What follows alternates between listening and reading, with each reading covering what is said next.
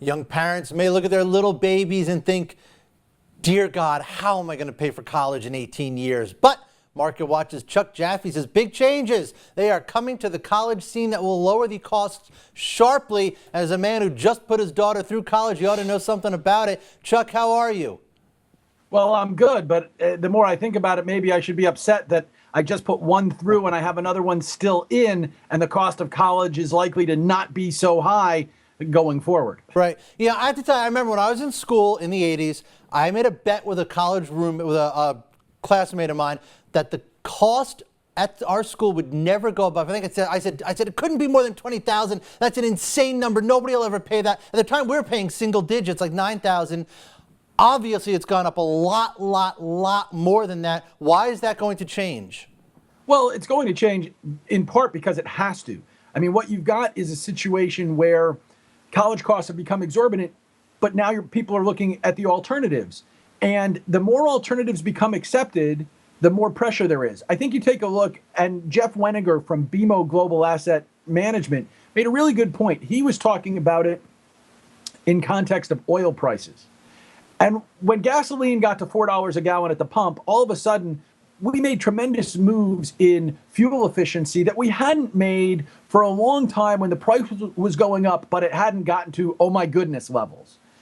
And I think what you're looking at is now we've gotten to those oh my goodness levels when it comes to college, and people are saying, what can I do? You're seeing a lot more correspondence classes. You're seeing a lot more things where it can be done online. And if you can give me a college course online, you can't charge me $40,000 for it because I don't need to spend that much to be able to do it.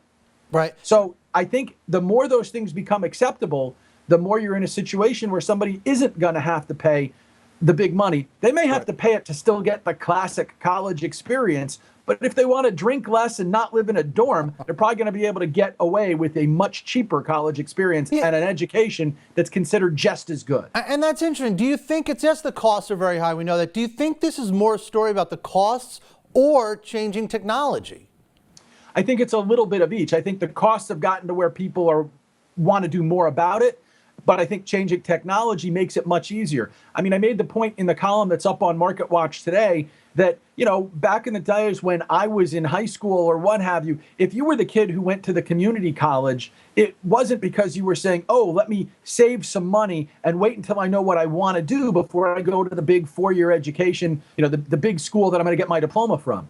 And over the course of time, it became, hey, if you don't know what you want to do, in a lot of cases, people go to community colleges, save the money, and wait so that, okay, I'm only going to spend 2 years of the big tuition, but it'll be the 2 years focused on what I need. You watch that become a norm. I think you're watching now. I mean, my daughter who graduated from college a couple of weeks ago, she finished her high school education online. It was not in a traditional classroom, and it didn't stop her from getting into college, and it wouldn't stop her from getting another job. And so once you start to see that those things are accepted, then you no longer have to have the, oh, do you have the classic education? Right.